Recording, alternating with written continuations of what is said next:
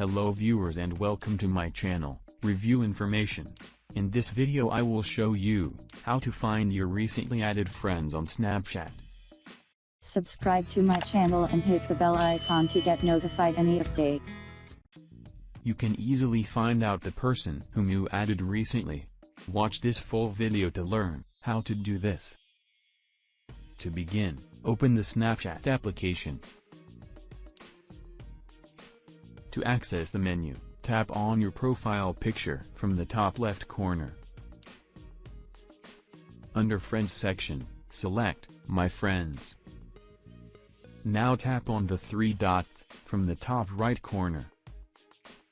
A menu will pop up from the bottom. Tap on Recently Added Friends. You will be forwarded to a list where you can find your recent friends. So in this simple way, you can find your recently added friends on Snapchat. Thank you for watching. Hope you guys enjoyed my video. Please subscribe my channel for more videos. Goodbye.